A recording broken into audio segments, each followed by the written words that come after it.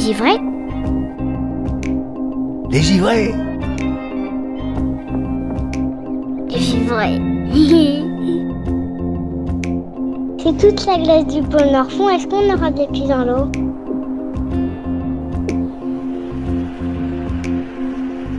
Les givrés des pôles. Les givrés des pôles. Les givrés des pôles, le podcast qui explore les zones polaires.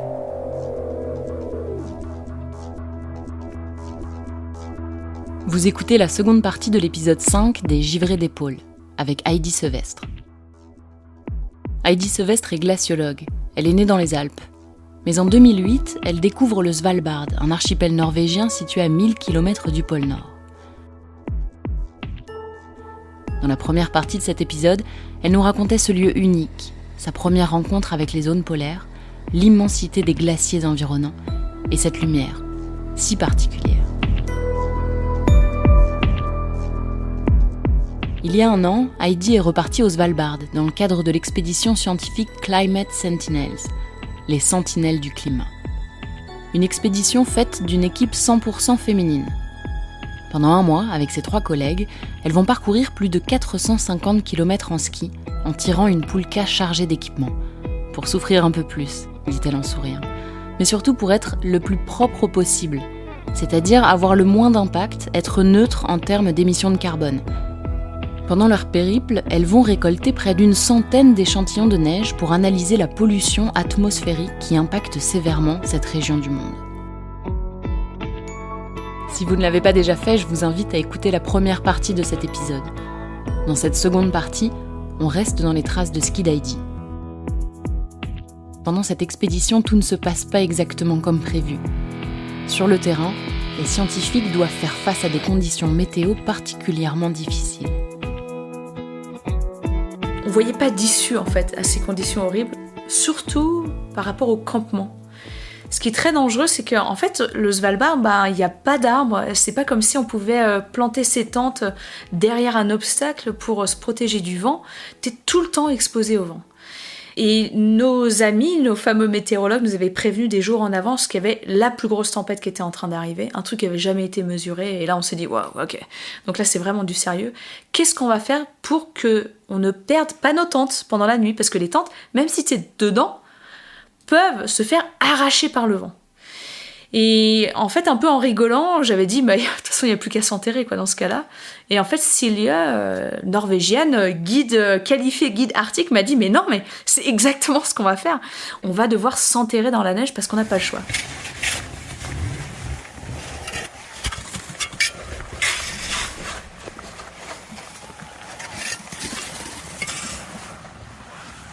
Alright, so here we are inside the snow cave.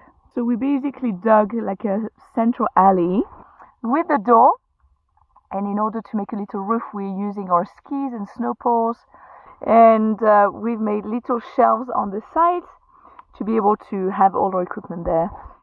Ça nous a pris 5 heures pour trouver un endroit relativement safe, un endroit où s'il y aurait une avalanche par exemple, et finalement ça allait pas recouvrir nos petits trous dans la neige. 5 heures à creuser des cavités suffisamment grandes pour y rester quelques jours, parce qu'on ne savait pas combien de temps la tempête allait durer. Et finalement, c'est vraiment ce qui nous a sauvés, parce qu'on sait que cette nuit-là et la nuit suivante, il y a pas mal d'expéditions qui ont été évacuées à cause de ces vents qui ont été juste hallucinants. Et en fait, ces trous dans la neige se sont révélés une bénédiction absolue, parce qu'on était dans nos petits trous, alors certes, pas hyper confortables, mais on n'avait aucune idée de l'apocalypse qui se jouait dehors. Et on devait sortir de temps en temps pour prendre l'air, pour faire nos besoins aussi, c'était important. Et quand on sortait, on tenait pas debout, c'était vraiment l'apocalypse totale. But in the cave, it's extremely quiet. We can barely hear actually the storm outside. The temperature is pretty nice. It's between -6 and -1. If it gets too warm, it would be a problem because this would start to melt and drip over us. So yeah, everything is good, and we have one more night here at least. So yeah, it's good to rest. I'm glad we're not camping outside, that's for sure. Donc ces trous dans la neige, on les a fait au début de l'expédition et on a essayé de les refaire plusieurs fois quand on a eu d'autres tempêtes qui sont arrivées, et on n'est pas arrivé à transformer l'essai les fois suivantes, parce qu'il fallait que la neige soit d'une certaine qualité, et il faut pas que tu perdes trop d'énergie et trop de temps à creuser tes trous dans la neige non plus. Mais c'était la première fois que je faisais ça. Dans toutes les expéditions que j'ai faites, j'avais jamais eu l'occasion et j'avais jamais eu des conditions aussi horribles, je pense, pour en arriver là. Et je suis très contente qu'on l'ait fait et je pense que ça nous a complètement sauvés, en tout cas à ce moment-là.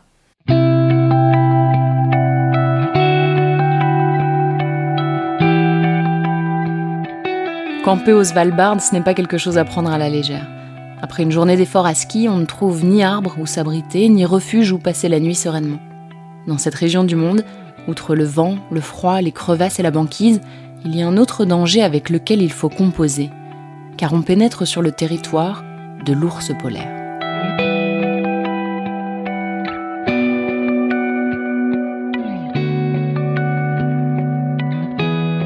C'est un risque extrêmement sérieux, cet ours polaire, c'est vraiment notre épée de Damoclès 24 heures sur 24. Et pour camper, c'est quelque chose qu'on a beaucoup travaillé avec l'équipe. On s'est dit qu'on allait prendre absolument toutes les précautions possibles pour pas se retrouver dans une situation où on dérangerait un ours et aussi on se mettrait nous-mêmes en danger, quoi. Et donc quand tu plantes ta tente au Svalbard, il y a plusieurs façons de faire, mais nous, ce qu'on a décidé de faire, c'est t'installes ton camp et en fait tout autour du camp, tu vas avoir un petit filin. Généralement, c'est même un fil de pêche qu'on utilise qui va être tendu. Alors, tu utilises ce que tu peux, hein. Nous, on a beaucoup utilisé nos skis, nos bâtons de ski plantés fermement dans la neige.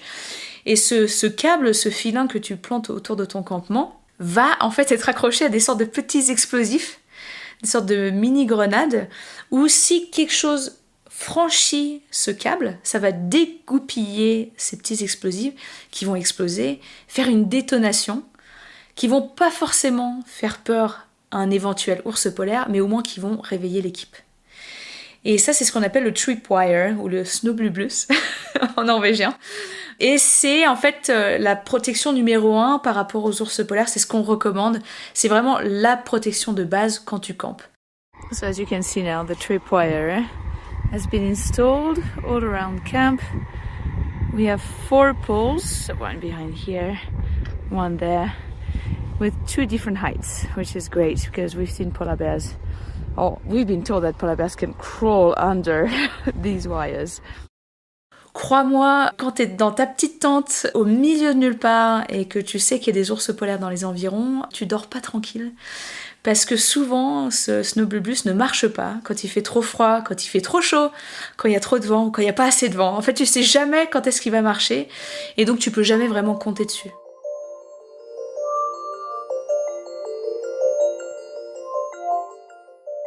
Mais à côté de ça, tu as d'autres moyens de protection.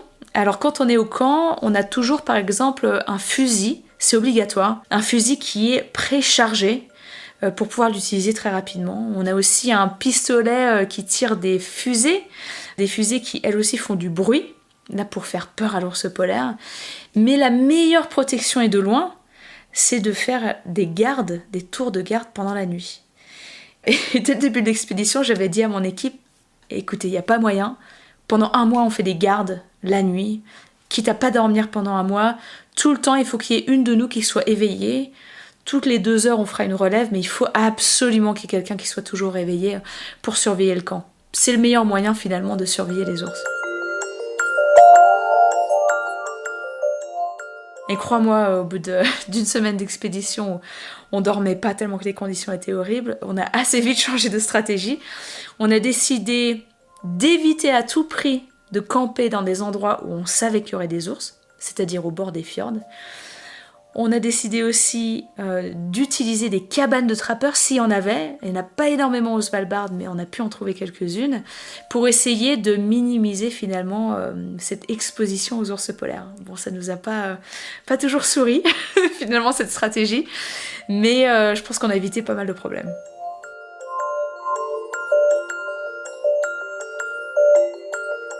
On a croisé quelques ours pendant l'expédition, heureusement pas énormément.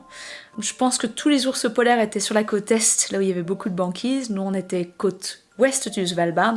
Pas beaucoup de banquises un peu pourries, mais il y avait quand même quelques ours. Et on a croisé quelques ours au début de l'expédition qui étaient vraiment tranquilles dans le sens où ils avaient peur de nous. Donc les ours sont partis en courant très vite dès qu'ils nous ont vus. Et en fait, un soir, malheureusement, je crois que c'était au bout de pratiquement 10-15 jours d'expédition.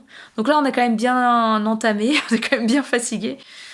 Même si on s'était toutes mises d'accord sur le fait qu'on ne camperait pas au bord d'un fjord, ben finalement, on venait de passer une journée, on avait fait 15 km en ski, à tirer une poulka hyper lourde. Le soir, il était pratiquement 7h du soir, on se retrouve au bord d'un fjord. Et la seule solution pour échapper au bord du fjord, c'était de remonter un glacier qui avait l'air pratiquement vertical, quoi.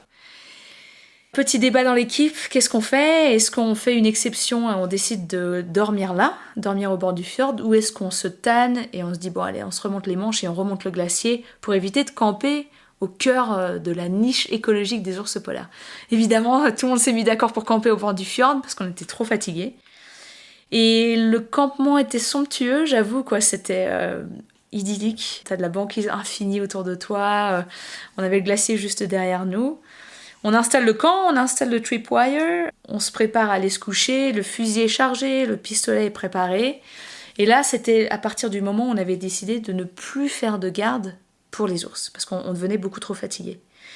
Donc là, voilà, j'avais dit, personne écoute de la musique ce soir avant d'aller se coucher, personne met des boules qui est, parce qu'il faut être attentif vraiment à chaque bruit qui va se passer autour des tentes. Et en fait, on n'a même pas eu le temps d'aller nous coucher, on était en train de préparer le repas, de faire fondre de la neige, et j'ai ma pote Anne de la tente à côté qui vient dans ma tente et qui nous dit, il y a un ours à 100 mètres et l'ours est en train de se rapprocher, quoi. Bah là, ton sang fait qu'un tour, crois-moi, t'as même pas le temps de réfléchir, tu prends immédiatement le pistolet dans ta main, pas du tout pour shooter l'ours, mais pour lui faire peur, pour lui montrer qu'on n'est pas un garde-manger, on est là, on veut montrer qu'on n'est pas une proie. Donc je tire immédiatement la fusée en direction de l'ours, ça part à une centaine de mètres, ça tape à côté de l'ours, l'ours ne bronche pas, mais genre aucune réaction, tu vois. C'est pas comme si il avait été un petit peu alerté, mais vraiment pas du tout de réaction. Donc là, on se dit, bon, c'est pas la peine. L'ours, il est là, il va rester là. Après tout, on est ici chez lui. On peut pas garder le campement ici toute la nuit. Il faut qu'on bouge. Donc on a eu du bol, parce que Celia de mon équipe a eu du nez ce soir-là. Elle savait qu'il y avait justement une cabane pas très loin. Une cabane qui était fermée à clé. On a utilisé notre téléphone satellite, fait quelques coups de fil à quelques amis. Et heureusement, on a pu démonter le camp. Ça a été très compliqué pour atteindre la cabane parce que l'ours n'arrêtait pas de se mettre en travers de notre chemin. Il voulait vraiment pas lâcher le morceau. En fait, systématiquement, quand on s'est remis en chemin, donc quand on a plié le campement, aller en direction de la cabane, l'ours se mettait toujours en face de nous. Il était toujours à peu près une centaine de mètres, donc la distance était là quand même, mais une centaine de mètres pour un ours, il te le mange en quelques secondes, hein, s'il se met à courir. Et c'est vrai qu'on voulait pas en fait utiliser nos réserves de fusées, parce qu'on avait encore 3 semaines d'expédition à faire. Et donc, pour ne pas montrer que t'es la proie, il faut montrer que t'es plus fort que l'ours, ou au moins faire croire. Ça avait l'air sûrement assez comique, je pense, de loin, mais on a hurlé pendant quelques heures sur l'ours pour essayer de montrer qu'on était plus grande que lui, plus forte que lui, et je pense que ça l'a pas beaucoup impressionné. Mais il a dû se dire qu'on n'était pas si intéressante que ça, et finalement, il est parti, ouais. Et au bout de quelques heures de marche, de ski, on a pu se jeter dans la cabane, tout fermer à double tour, et finalement, tout est bien, qui finit bien. Mais je peux te dire que quand t'es en ski, avec toute ta vie sur ta petite poulka, et que t'as rien d'autre, tu te sens vraiment peu de choses, quoi. Et l'ours, il est gigantesque, même si t'as l'impression qu'il marche pas très vite, il marche de toute façon plus vite que toi. Si tu te mets à courir, l'ours de toute façon va courir plus vite que toi, et c'est toujours lui qui finira par gagner. Et nous, on voulait vraiment pas le déranger, là on l'avait dérangé, on voulait absolument pas avoir à se friter avec lui, et donc on a pris notre temps, on a beaucoup crié pour lui faire peur, et finalement tout s'est bien terminé, il a fini par nous laisser tranquilles.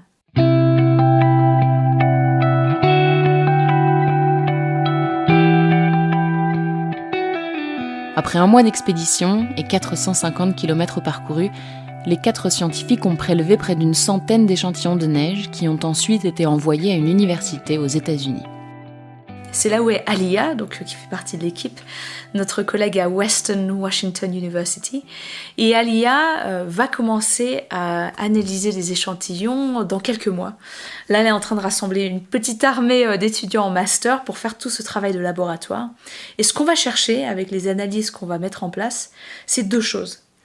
D'une part, on va essayer d'identifier quelle est la source de ces émissions, dans le sens, quelle est la nature de l'énergie fossile qui a brûlé. Est-ce que c'est par exemple un feu de forêt qui a engendré cette pollution et cette pollution s'est retrouvée au Svalbard? Est-ce que c'est le diesel des voitures? Est-ce que c'est une usine à charbon? Donc ça, on peut l'identifier grâce à nos tout petits échantillons, ce qui est vraiment absolument génial. Et aussi, ce qui nous intéresse beaucoup, et là, le travail va pouvoir commencer un petit peu avant, c'est grâce au modèle météo de reconstruire le chemin parcouru par ces particules fines. Et ça, c'est vraiment hyper important parce que si tu arrives à identifier géographiquement d'où vient la pollution, c'est là où tu vas pouvoir finalement cibler ton problème et trouver des solutions. Et en fait, le Svalbard se prend des vents qui viennent vraiment de partout. On sait que ça peut venir des États-Unis d'Amérique, ça peut venir d'Europe, ça peut venir d'Asie. Donc ça va être hyper intéressant de voir exactement, pendant ce mois d'avril, où il y a eu énormément de masses d'air qui sont venues, avec toutes ces tempêtes qu'on a eues, même si c'était pas très agréable sur le terrain, c'est super pour notre étude scientifique, beaucoup de neige fraîche, donc beaucoup de nouvelles particules fines qui sont arrivées. Ça va être super intéressant de voir d'où venaient ces petites particules en question. Et ensuite, le travail n'est pas fini, il faut écrire tout ça, passer tout un tas de tests, se faire tester par nos pairs, valider par nos pairs, pour arriver à une publication scientifique. Et l'objectif, c'est de pas du tout s'en arrêter, s'en tenir à ça, c'est d'aller au-delà d'une publication scientifique et essayer de rendre ces résultats les plus accessibles possibles. Parce que ça, c'était aussi super important pour notre expé, c'est certes de faire une expédition, mais de rendre la science la plus accessible possible. Et tout au long de la préparation de l'expé, on a pu dialoguer avec des écoles du monde entier. Et crois-moi, ils ont encore plus hâte d'entendre les résultats que nous, je crois. Ils nous poussent beaucoup. Et on a hâte en tout cas de pouvoir communiquer les résultats avec eux dès qu'on les aura. Depuis plusieurs années, Heidi Sevestre consacre donc son temps à vulgariser ses connaissances et à alerter le grand public, jeune et moins jeune, mais aussi le monde politique. Le Svalbard pour moi a beaucoup compté parce que ça a été une grande partie de mes études, ça m'a permis de devenir glaciologue et ça m'a aussi permis de comprendre quelle était l'importance de communiquer sur la science que l'on fait, même au bout du monde. Pendant tout mon doctorat au Svalbard, j'ai eu la chance de rencontrer des chefs d'État, des choses complètement folles comme des reines et des rois, des ministres qui venaient d'un peu partout.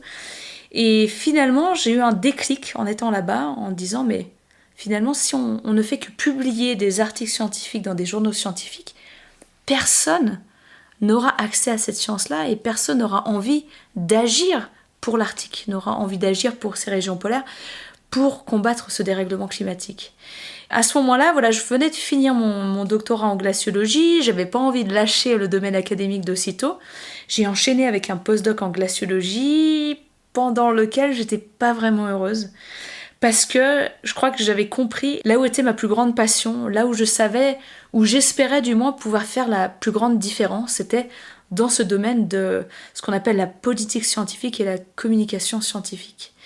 Et je ne savais pas vraiment comment quitter le monde académique et me lancer là-dedans. J'ai commencé par faire beaucoup de bénévolat pendant mon postdoc.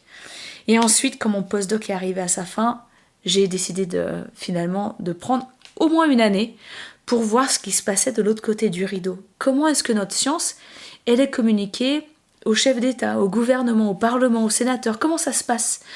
Et ça m'a complètement ouvert les yeux et je me suis dit, mais en fait, il n'y a pas grand monde. Il n'y a pas beaucoup de personnes qui ont ce bagage scientifique comme moi.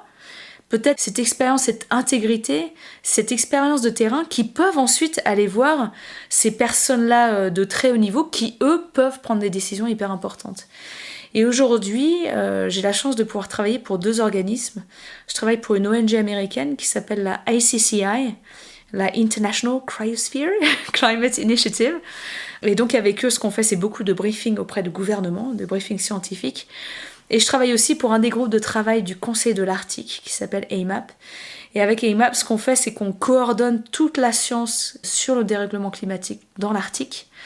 Et eux aussi comprennent de plus en plus l'intérêt d'aller au-delà de rapports scientifiques, d'articles scientifiques, pour rendre cette science accessible aux jeunes générations et au grand public. Et je suis hyper passionnée par ce que je fais, parce qu'il y a urgence. Il faut absolument que notre science continue. Il faut qu'on ait de plus en plus de scientifiques sur le terrain, mais il faut aussi qu'on ait de plus en plus de scientifiques qui communiquent sur ce qui est en train de se passer.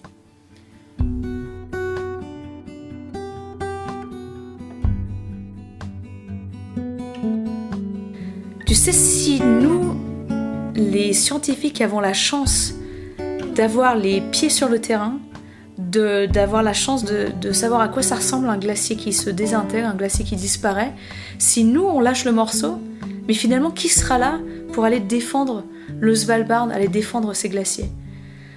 Donc c'est vraiment hyper important qu'on soit là, même si c'est pas le monde des bisounours, c'est pas la joie tous les jours, au moins on ne se laisse absolument pas abattre et on ne lâche rien.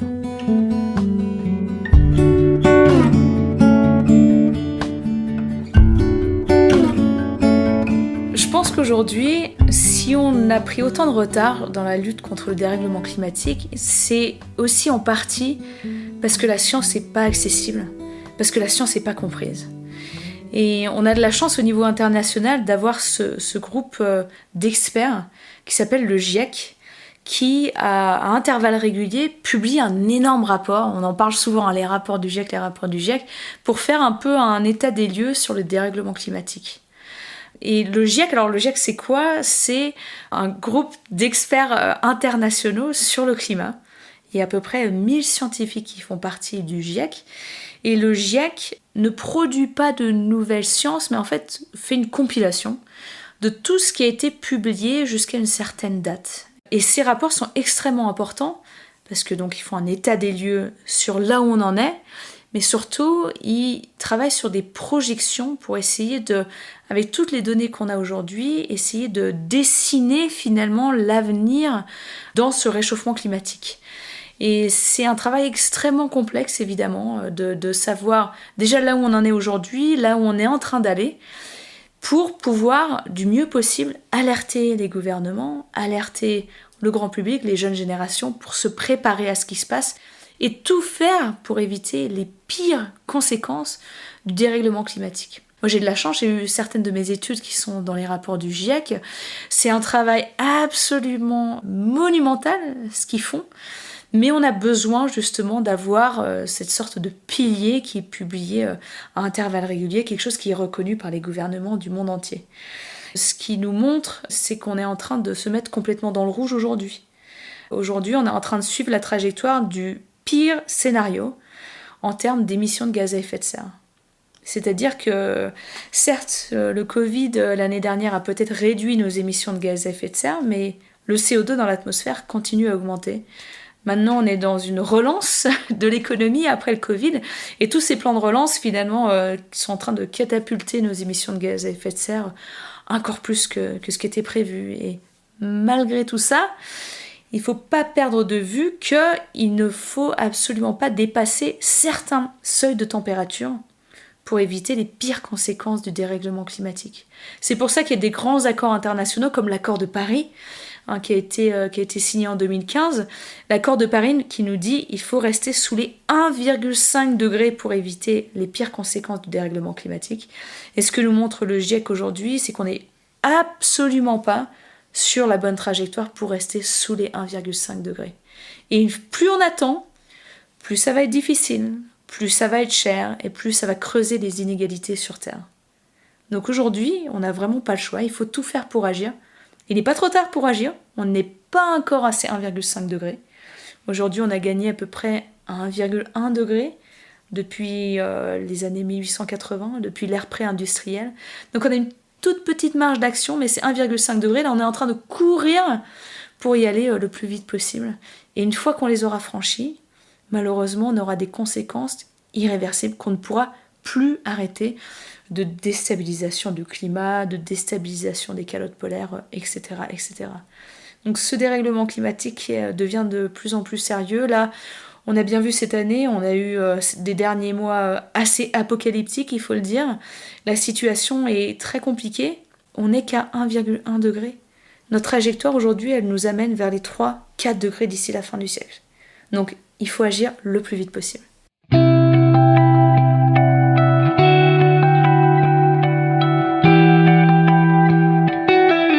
Début avril, Heidi Sevestre a décroché la médaille Shackleton, qui récompense celles et ceux qui agissent pour la protection des régions polaires. En la recevant, Heidi pouvait difficilement cacher son émotion. Car le nom d'Ernest Shackleton résonne tout particulièrement pour elle. Au point qu'elle a même baptisé son chat en l'honneur de l'explorateur britannique. Dans son salon où nous enregistrons, le matou est bien tranquillement installé en boule et nous toise du haut de son arbre à chat. Oui, alors mon Shackleton, c'est un Maine Coon de 10 kilos maintenant, qui vient de fêter ses 1 an. Il est là, il se l'échouille là. Il se réveille de sa sieste, mais c'est un sacré marcheur et je pense que c'est plus lui qui me promène tous les jours que l'inverse. C'est pour ça que je lui ai donné un nom pour l'inspirer un petit peu à oser découvrir son quartier un petit peu plus. Je crois que les histoires de Shackleton, pour moi, c'est ce qu'il y a de plus ultime, ce qu'il y a de plus extrême en termes d'exploration, en termes de survie. C'est quelqu'un qui, quand tu lis ses écrits, t'as du mal à croire ce que cette personne a vécu dans des temps où on connaissait peu de choses ou pratiquement rien de l'Antarctique. Et c'est vrai que quand j'ai commencé à découvrir ces récits de l'âge héroïque de l'exploration en Antarctique, t'as envie de manger tous ces livres, quoi. Et c'est vrai que pour moi, Shackleton, autant il y a eu des noms très importants qui ont marqué l'histoire de l'Antarctique, mais Shackleton, j'ai quand même un gros faible pour lui.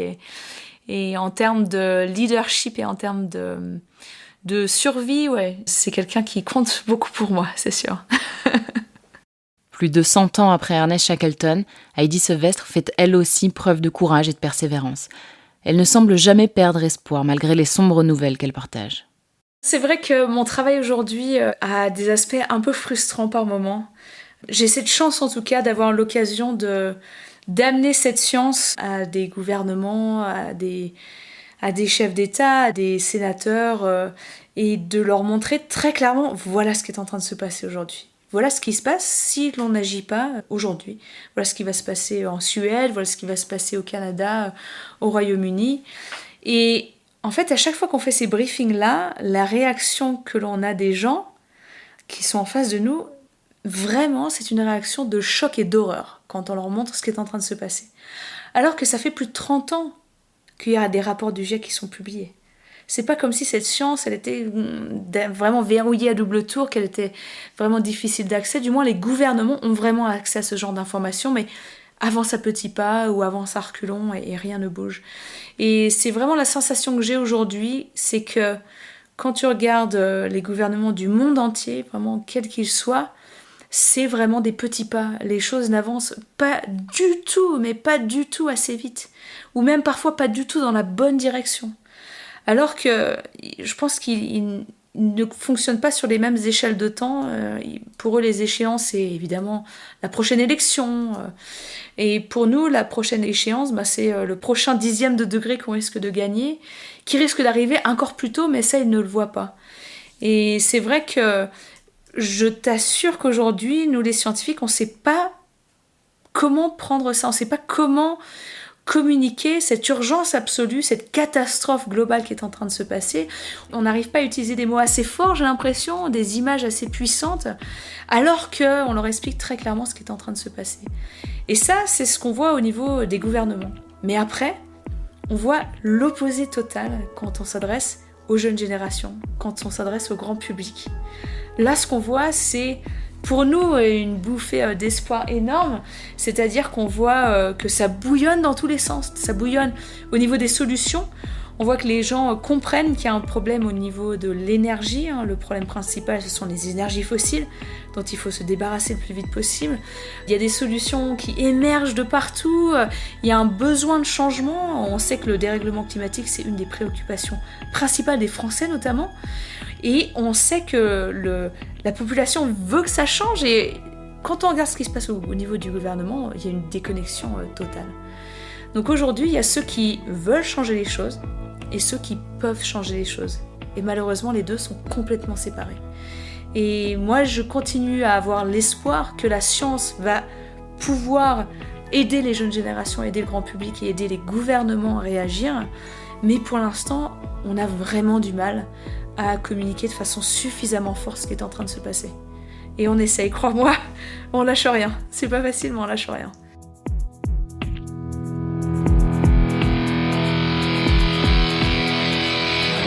Depuis notre rencontre et l'enregistrement de cet épisode, Heidi est repartie en expédition en Colombie, au chevet de l'un des derniers glaciers tropicaux. Et puis elle a quitté Annecy, et elle est revenue vivre là où tout a commencé, au Svalbard. Vous venez d'écouter la seconde partie de l'épisode 5 des Givrés d'épaule, réalisé par Oriane Laromiguière, avec la musique originale d'Hélène Lemay et les productions Tuxedo Swing, et le mixage de Laurie Vachon. Un grand merci à Heidi Sevestre pour sa participation. Givré. Retrouvez les Givrés d'épaule sur les réseaux sociaux, Instagram et Facebook, et partagez cet épisode s'il vous a plu. Vous pouvez aussi mettre des étoiles et des commentaires sur vos plateformes d'écoute favorites. On se retrouve le mois prochain pour un nouvel épisode. À bientôt!